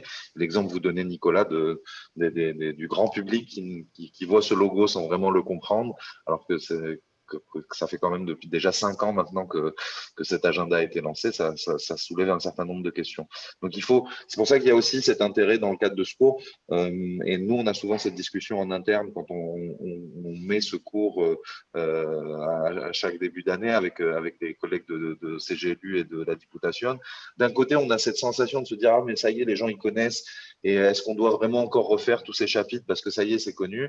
Mais d'un autre côté, on voit que quand même, il y a encore besoin de plus de sensibilisation, et qu'au final, ces 2 premiers chapitres qui sont peut-être plus génériques sur l'introduction et sur la sensibilisation restent encore utiles, alors que c'est vrai que nous, on a plus tendance à pousser vers le chapitre 3 et le chapitre 4 qui sont des chapitres plus techniques, en se disant, ben non, maintenant, il faut passer, ce que disait Jocelyne, il faut passer dans la mise en œuvre, il faut aligner les plans de développement, il faut faire du rapport, il faut mettre des actions en place. Mais pour en arriver là, il faut faire le plaidoyer, la sensibilisation. Il faut que tout le monde soit au courant. Donc, c'est vrai qu'il y a un équilibre à trouver dans ce sens-là. Et bon, c'est aussi une réflexion, mais c'est aussi à vous, j'ai envie de dire, quelque part, c'est pour ça que ce cours doit aussi vous servir à vous pour pousser vos élus, pour pousser vos techniques, pour diffuser dans votre société civile, organiser des séminaires sur votre propre territoire pour que ça soit connu, parce que c'est aussi ça, cette logique des ODD, c'est qu'il ne faut pas attendre que ça vienne d'en haut, il faut que chacun s'approprie l'agenda et que construise sur son propre territoire des dynamiques qui permettent d'engager le plus grand nombre.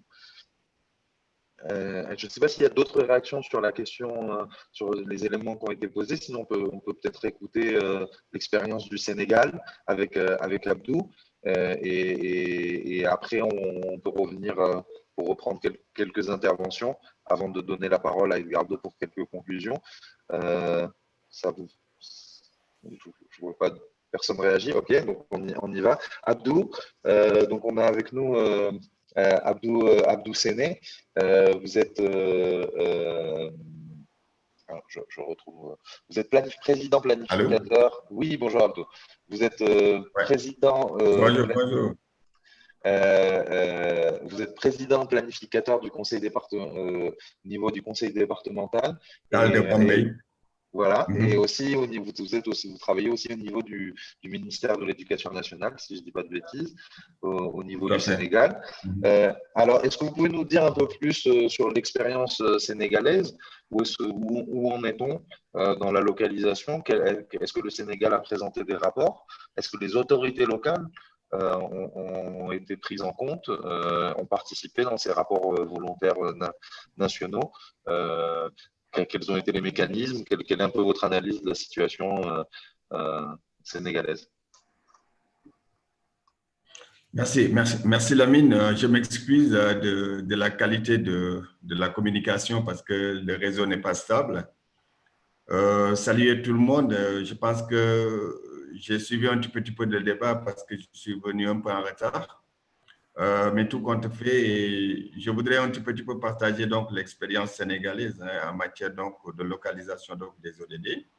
Et comme vous l'avez si bien dit, j'ai eu la chance donc d'être non seulement un élu, acteur local dans le cadre donc de nos collectivités locales. Je rappelle qu'au Sénégal, on est plus de 600 collectivités locales, communes, départements comme villes. Et il y a deux associations qui regroupent donc toutes ces collectivités locales, l'association donc des maires du Sénégal, l'association donc des départements, et il y a la structure donc fêtière qu'on appelle donc l'IAL, l'Union des associations donc d'élus locaux. Et à ce titre, il y a toutes les politiques qui sont menées au niveau central. J'ai la chance également donc d'être au ministère de l'Éducation nationale, où je gère donc les questions de partenariat et de coopération au niveau de la direction de la planification et de la réforme. Donc, aussi bien dans la planification stratégique opérationnelle, j'essaie également de voir au niveau des territoires qu'est-ce qui est en train de faire donc avec les ODD. Et c'est là où c'est intéressant, Lamine, parce que dans le cadre donc de l'examen volontaire, on se rend compte de plus en plus que les collectivités locales, il est vrai, elles sont encore très timides dans ce travail-là, même si au niveau national, avec le ministère de l'économie et des finances qui pilote donc ce dossier-là, il est vrai que l'ensemble des secteurs souvent sont impliqués donc dans le processus de l'examen donc volontaire donc national, et souvent les gens donnent également donc des avis par rapport à ça. Et quand on va plus loin au niveau donc des localités, on se rend compte que les gouvernements donc locaux ne sont pas forcément impliqués. Et si les gouvernements locaux ne sont pas impliqués, ça va de soi également qu'il sera difficile que les communautés puissent donc prendre part à cet examen donc volontaire. Et c'est toute la problématique, je pense qu'on l'a soulevé depuis ce matin. Une chose est de sensibiliser donc les autorités, une autre est de pouvoir également prendre l'avis de ces bénéficiaires, à savoir donc la communauté. Et à ce niveau, au niveau donc des territoires, je pense qu'il y a tout un travail donc à faire, parce que dans l'examen, il est vrai que les agrégats sont respectés, tous les ministères en charge sont là dans le cadre donc de cet examen-là. Mais si on va plus loin, on se rend compte souvent que les collectivités locales ne jouent pas pleinement donc leur participation. Et ça va impacter naturellement dans l'objectif donc de ces ODD. Ça va de soi. Parce que les ODD également, si nous voulons donc les localiser, il faut que non seulement les gouvernements donc locaux puissent donc s'en approprier, mais il faut que les acteurs locaux également puissent participer et donner leur avis par rapport donc à la localisation donc de ces ODD. Si je prends le cas donc de l'éducation que je connais, il est vrai que quand vous allez donc dans une collectivité locale, les acteurs locaux participent énormément. Quand vous prenez par exemple donc les maires, vous prenez donc les présidents donc de départements, ils s'activent donc dans la question donc de l'éducation. Ils essayent autant que possible d'accompagner et de faire bénéficier donc l'ensemble de la communauté donc à l'éducation. Et ça, je pense qu'on ne laisse plus personne donc en rade. On essaye donc de mettre tout le monde pour que les enfants puissent donc aller à l'école. Il faut créer donc les conditions. Et là, les collectivités locales également donc participent énormément. Maintenant, dans le cadre donc du recensement donc de l'examen, est-ce que les collectivités locales sont suffisamment donc interrogées pour savoir ce qui se fait? Comment ils participent donc dans cet examen donc national? Je pense qu'il y a lieu, en tant que donc observateur, de travailler davantage à ce que donc les élus locaux soient plus impliqués et puissent donner donc le point de vue par rapport donc à ces politiques-là. L'autre dimension, et je pense que ça a été donc dit, il n'y a pas d'élément d'appréciation parce que quand on parle de localisation également donc des ODD, il faut que les acteurs à la base puissent savoir ce qui est en train donc d'être fait. Et ça, si nous voulons donc le mesurer, il n'y a que donc des indicateurs. Et je dois dire, Lamine, qu'à ce niveau-là, il y a un problème dans le cadre donc de la formulation même donc de l'indicateur. La deuxième chose, on a du mal à renseigner certains indicateurs donc au niveau donc local. Tout ça fait que, également, je pense, à mon avis, peut-être dans le chapitre 2, on va y revenir, il y a tout un travail donc, de sensibilisation et de plaidoyer à faire à ce niveau-là pour que les collectivités locales, en tout cas, puissent jouer donc pleinement leur participation dans l'examen donc dans les examens donc volontaristes en vue maintenant donc du forum politique donc national. Voilà un petit peu. L'exemple sénégalais est assez intéressant parce que dans le cadre également donc, de ce qu'on appelle ici la territorialisation donc, des politiques publiques, on essaye aujourd'hui donc, de mettre en œuvre ces politiques-là au niveau donc, local. Et ce sont les acteurs locaux qui certainement donc, aideront donc, à mettre en œuvre donc, ces politiques-là pour que également la question donc, des ODD puisse être donc, prise en charge à ce niveau-là. Voilà, Lamine, ce que je voulais donc donner en guise donc, d'introduction pour dire que l'exemple sénégalais également est là, et ça me paraît également donc intéressant. Et peut-être dans le chapitre 2 que nous allons donc entamer, qu'est-ce que le Sénégal va faire pour que davantage donc les ODD soient plus en charge au niveau donc local et par l'ensemble donc des acteurs. Je vous remercie. Merci beaucoup, Abdou, pour ce retour sur l'expérience du Sénégal. Donc, le Sénégal qui a présenté un rapport et comme vous dites, il y a peut-être un manque de communication, de formation. Je crois que c'est des sujets qui ressortent un petit peu dans les différentes interventions, à la fois de la formation, de la communication. Edgardo, tu veux réagir sur ça? Non, c'est une question parce que ça m'intrigue beaucoup le Sénégal dans le sens que et si on lit les documents nationaux, ils parlent de politique de territorialisation, etc. Si tu prends individuellement quelques élus, que ce soit la ville de Dakar, on a des fonctionnaires qui sont très informés sur les ODD. Mais après, si on va vers les associations d'élus locaux, que ce soit l'association des maires ou l'association département, ils ignorent. Non seulement ils ignorent à chaque fois qu'on essaie de les contacter, et ils évitent de discuter les thèmes. Il y a eu des conflits politiques internes au niveau de la présidence de ces associations, mais on n'a pas d'interlocution. On a très peu d'interlocution au niveau et pour essayer de mieux comprendre pourquoi les associations ne font pas ces fonctions de relais. parce que c'est impossible. Si les pouvoirs nationaux et les associations qui doivent remplir cette fonction de relais ne travaillent pas, les élus ne seront jamais, ils ne seront pas mobilisés. Donc, à mon avis, il y a un gap là qui se suppose à des raisons politiques qui expliquent qu'il y a un discours national qui parle de territorialisation, mais qui n'est pas suivi des faits et avec des associations d'élus qui ne suivent pas du tout. C'est une question, mais je ne suis pas convaincu. C'est les sentiments que j'ai avec les peu d'expérience que j'ai. Bien sûr. Et je vous le concède, hein, je vous le concède parce que, quoi qu'on puisse dire aussi, il faut accepter qu'il y a une fracture hein, quelque part et entre le niveau central et la réalité donc, du terrain.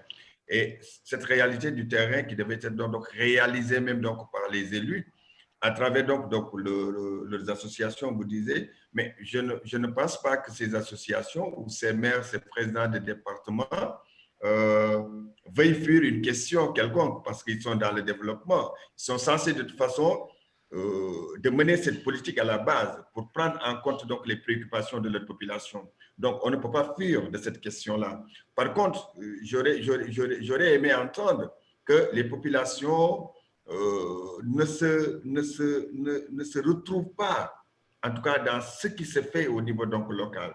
Je pense que Lamine l'a dit, tant qu'on n'arrivera pas à articuler les aspirations des populations, à les prendre donc en charge dans nos plans locaux donc, de développement, articuler maintenant donc, aux plans nationaux, ça va poser des problèmes. Et c'est à ce niveau-là qu'il y a une cassure. Parce que si l'État dit, nous, on est dans toutes nos politiques, je le dis en connaissance de cause parce que je suis au niveau central, la question de l'éducation, il n'y a pas dans nos documents donc, de planification où les questions ne sont pas prises en charge.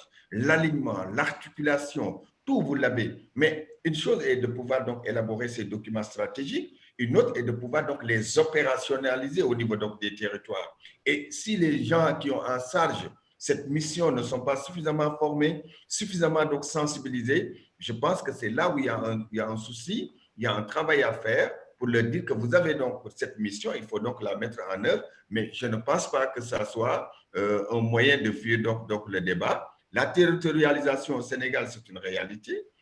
Il faut que les élus locaux, il faut que les acteurs locaux puissent donc s'en approprier et essayer également donc de la mettre donc en œuvre. Voilà ce que je pouvais donner donc comme élément de réponse.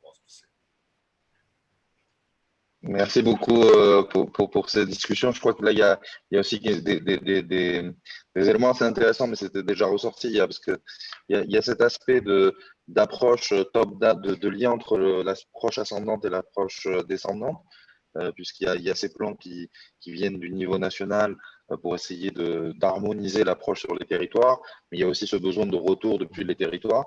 Et puis, il y a la question de la formation, des moyens.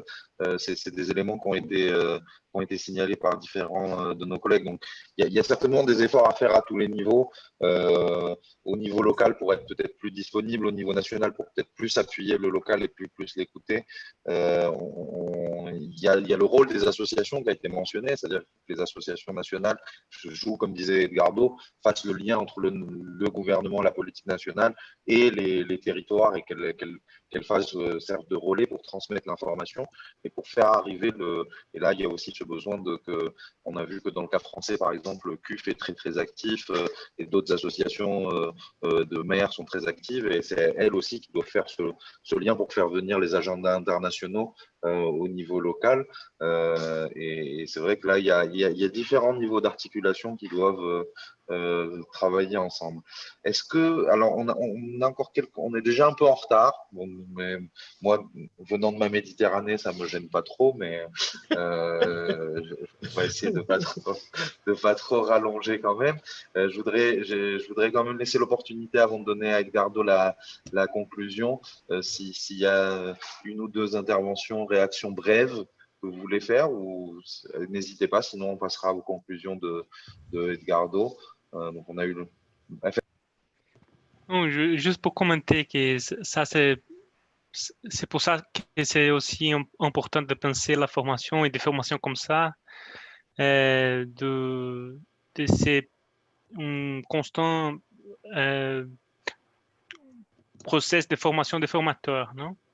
Que ça peut être multiplié dans d'autres acteurs au niveau local aussi.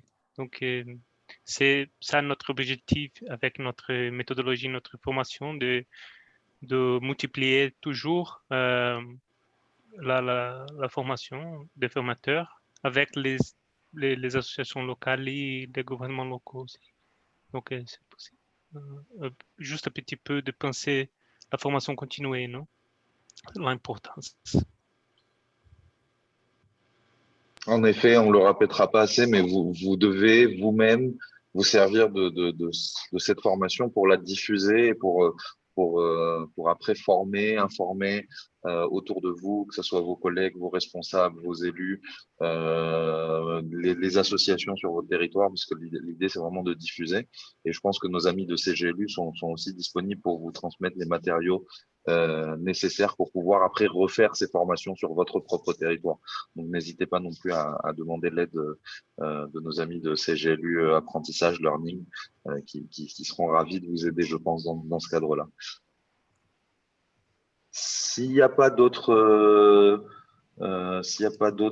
donc il y a eu aussi des interventions dans le chat, le rôle des associations d'élus qui a été mentionné comme essentiel, la sensibilisation, la formation qui ont été mentionnées aussi par Saïd et la question de la responsabilisation. Ce qu'on est en train de dire, c'est qu'une fois que vous êtes formé, c'est pas seulement faire la formation, mais c'est essayer de faire quelque chose avec la formation. Et dans ce sens-là, je rappelle aussi que le dernier exercice du cours, on va donner un petit délai, une semaine supplémentaire pour que vous puissiez faire le travail final, puisqu'il y a eu quelques demandes pour allonger le délai. Mais l'idée, c'est vraiment que vous puissiez travailler sur un projet final du cours qui soit lié à votre travail, que ce soit une idée de projet de quelque chose qui soit réalisable, lié aux activités que vous êtes en train de mettre en place dans vos collectivités et que vous puissiez justement utiliser ce travail-là, pourquoi pas, pour éventuellement après le transmettre en interne et essayer, pourquoi pas, de développer quelque chose de concret. Donc, c'est vraiment plus un exercice. L'idée de ce dernier travail, c'est pas un exercice pour juste être évalué, mais c'est plutôt un exercice pour déjà essayer de mettre en application les apprentissages du cours dans votre quotidien et dans les travaux que vous faites au sein de vos différentes institutions. Voilà. Donc, je vais laisser les derniers mots à Edgardo. Peut-être si tu peux nous faire une petite conclusion sur ce qu'on a entendu, peut-être quelques des différentes expériences, France, Sénégal, Liban. Donc, trois contextes différents, mais on voit qu'il y a aussi beaucoup de points de convergence. Et puis, si tu as quelques recommandations à donner, Edgardo, de ton côté, on t'écoute. Merci beaucoup, Lamine. Bon, je pense que je ne dis pas tout a été dit, mais bon, on a échangé, c'était très riche. Autant je dis que maintenant, comme je disais l'autre jour, j'ai beaucoup appris parce que, et comme rappelait Nicolas, une chose à savoir, cet observatoire mondial qui est très distant de la réalité du terrain et autre chose à voir les voix, les feelings des gens qui sont au quotidien dans leur territoire, dans leur région et face aux gens. Et la vision change beaucoup aussi. Et pour nous qui on essaye de traduire, même si c'est dans des documents qui sont très mondiaux, très loin, et de traduire un peu les sentiments, les voix et des différentes villes et régions, etc., dans différents pays. Donc, pour moi, c'est très riche. On devrait faire cet exercice beaucoup plus souvent, en tout cas pour les groupes de Gold. Hein. Je ne parle pas pour les groupes de learning qui est au quotidien, mais essayer d'échanger. Et justement, là-dessus, j'ai pensé, il y a, comme tu l'as dit, Dominique, ce questionnaire qui, pour nous, est un défi tous les ans parce qu'on les lance et on a l'impression de lancer une bouteille à la mer. Et parfois, il y a des choses qui reviennent, parfois non. Et c'est-à-dire, pour l'instant, pour donner une idée, on arrive à collecter à peu près 210 questionnaires de réponses, ce qui est au niveau mondial très peu. Hein. Et la seule chose qui est encourageante, c'est que quand même, il y a un nombre important d'associations de pouvoirs locaux qui répondent. Mais je pense que c'est insuffisant, comme ça le montre l'échange qu'on a. Donc, ma question à tous, et en particulier à l'ERNIM, puisque si j'ai bien compris, et peut-être aussi à la Députation, et vous avez dans chaque groupe de travail une vingtaine de personnes cette année, mais aussi les années précédentes, donc multiplié par 3 langues, ça fait presque 150 personnes, ou en tout cas plus de 100 personnes, qui ont un certain niveau de sensibilité sur ce travail. Est-ce qu'on ne pourrait pas assurer que ces réseaux soient des ambassadeurs des questionnaires?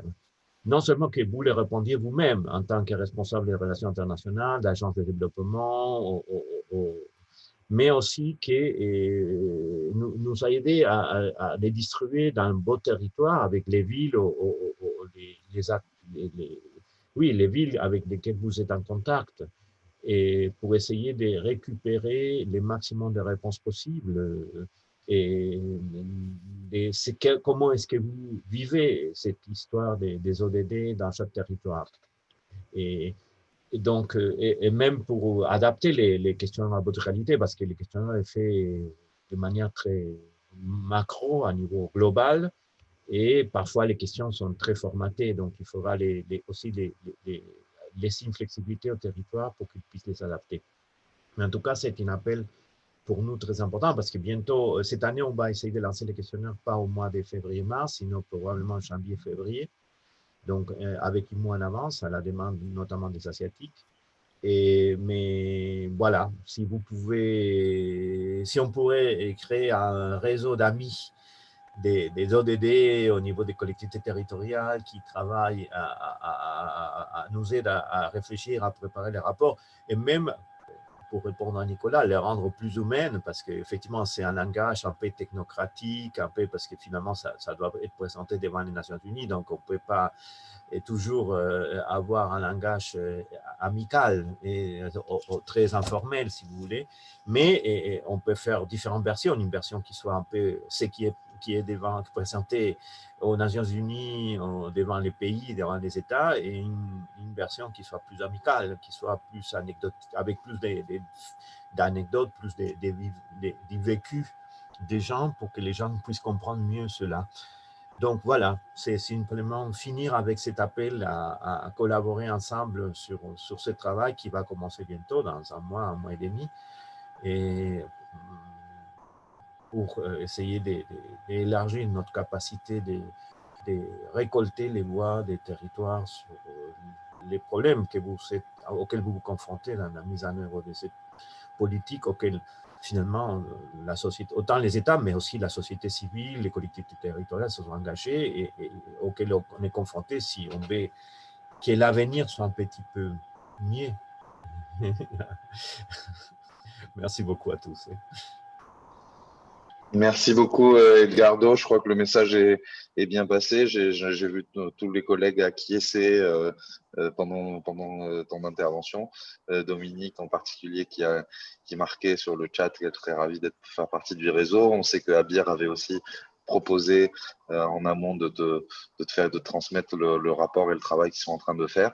Donc, la balle est dans le réseau, dans le camp de learning, la demande d'Edgardo, pour peut-être formaliser tout ça en recontactant aussi les camarades des années précédentes.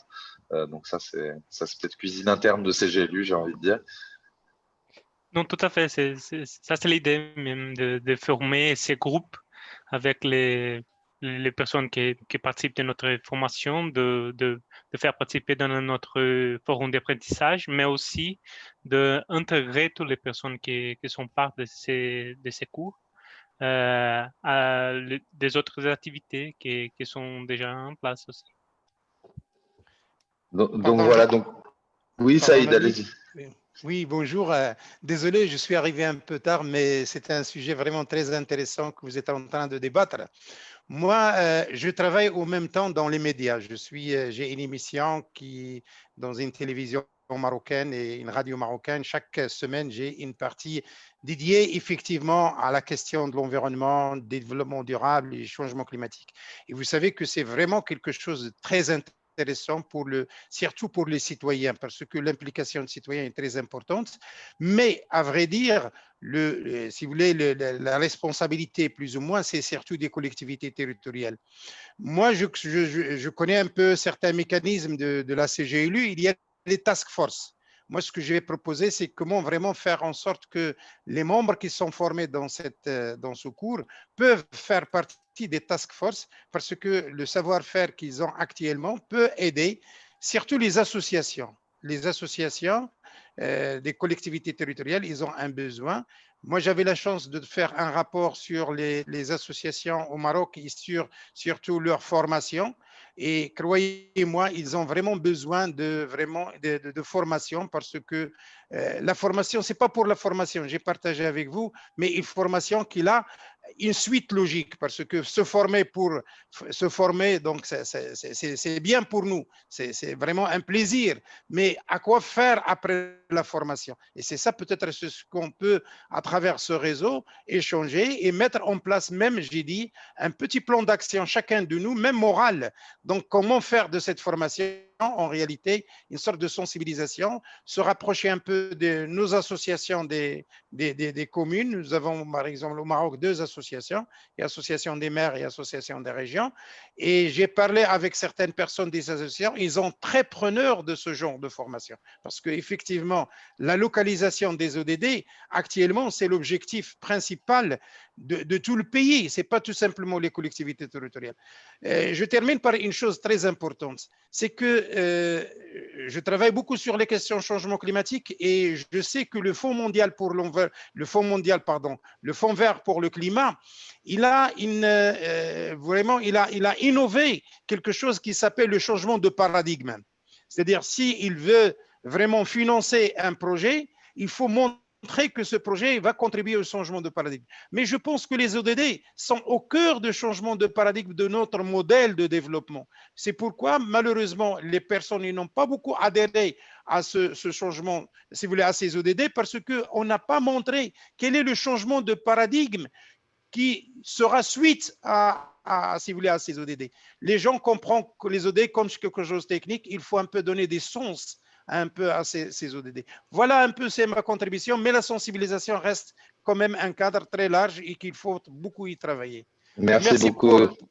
Merci Saïd, merci beaucoup. Je crois que ça rejoint aussi des points qui avaient été mentionnés par Jocelyne précédemment. Il faut que ça atteigne les populations. Donc, comment on fait pour que l'action elle soit démontrée sur le terrain, ça c'est important. Et comment faire aussi en sorte pour que vous puissiez continuer, et on en a parlé aussi, vous puissiez donner suite à cette formation au sein de vos territoires, de vos institutions, que ça ne reste pas juste un diplôme que vous recevez, mais vraiment que ça contribue à un avancement. Alors, très rapidement, Abdel, si je vois que vous avez la main levée, si vous avez quelque chose à ajouter, mais rapidement, comme ça on peut libérer nos amis qui sont déjà là depuis un moment. Oui, bonjour à tous. Je suis venu très en retard à 11h.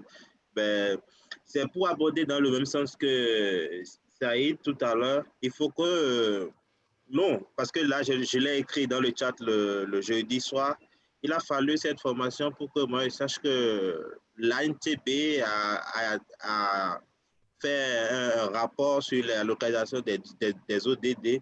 Donc, moi, aujourd'hui, je pense que je suis le seul du Bénin d'une association de communes à l'échelle départementale. Je vais discuter avec les collègues secrétaires permanents pour qu'on puisse s'associer à l'ANTB et pour pouvoir capitaliser et faire œuvrer ces localisations des ODD dans tous nos territoires. Parce que là, c'est une formation pertinente. Oui, après la formation, il faut que nous mettions en pratique le suivi et puis pour que l'action soit vraiment étendue. Et aussi, j'apprécie l'idée du réseau, parce que le réseau de ceux qui ont eu à obtenir cette formation pourra nous permettre aussi d'élargir, de faire beaucoup de partage d'expériences de nos territoires. Je ne vais pas être trop long, mais c'est juste pour dire que j'adhère à l'initiative du réseau. À mon niveau, je promets échanger avec les collègues de l'ANTB pour pouvoir essayer d'associer les 10 associations de communes au Bénin, qui travaille déjà étroitement avec l'ANCB, mais il faut qu'on se focalise aujourd'hui plus sur la localisation des ODD. Merci. Merci beaucoup, Abdel, pour ce commentaire. Ça rejoint aussi, Nicolas l'avait mentionné en amont, je pense, cette question de la communication. Et c'est vrai que c'est quand même assez dommage que ce rapport national fait par l'association d'autorité locale du Bénin, vous le découvriez par des organisations internationales et qu'il n'y ait pas cette communication interne. Mais Nicolas disait en France, c'est aussi un peu la même chose. Et il y a certainement aussi un travail à faire pour ouvrir le cercle et que ça ne reste pas juste pour certains initiés. Abir, je vois, mais alors très rapidement, c'est juste que je veux libérer les collègues. Mais... Je veux dire merci pour vous, merci à vous tous, merci pour vous, Lamine, pour le cours, merci à Elisa Poche vraiment pour le suivi. C'était vraiment intéressant. Merci beaucoup, Abir. Et en effet, on remercie Elisa qui a été derrière aussi à vous appuyer sur tous les aspects techniques, à vous accompagner pour vous faciliter l'apprentissage et l'utilisation de la plateforme. Merci à la Députation de Barcelone qui met à disposition la Formadiba, qui est une plateforme d'apprentissage très intéressante et très facile à utiliser. Voilà. Merci à CGLU Learning. Encore une fois, un grand merci à Edgardo. Tu as été avec nous les 2 jours et je pense que c'était très, très intéressant de t'écouter parce que tu es vraiment au contact depuis de nombreuses années de ces thématiques-là et ça a été un apport très intéressant pour nous tous. Et puis, un grand merci à vous tous pour votre participation, pour vos efforts. Il reste une petite dernière ligne droite, c'est le travail final, mais comme je disais, ce travail final, vous voyez-le plus qu'un devoir comme une contribution à la mise en œuvre, au suivi, ce qu'on est en train de dire, au fait que cette formation ne doit pas rester juste dans un casier et qu'utiliser ce travail final déjà pour commencer à diffuser le travail au sein de votre administration, organisation. Merci à tout le monde. Je vous souhaite un très bon samedi, très bon week-end. Et puis, on reste en réseau pour continuer à échanger très prochainement. Merci à tous. Merci. Au revoir. Au revoir. Merci.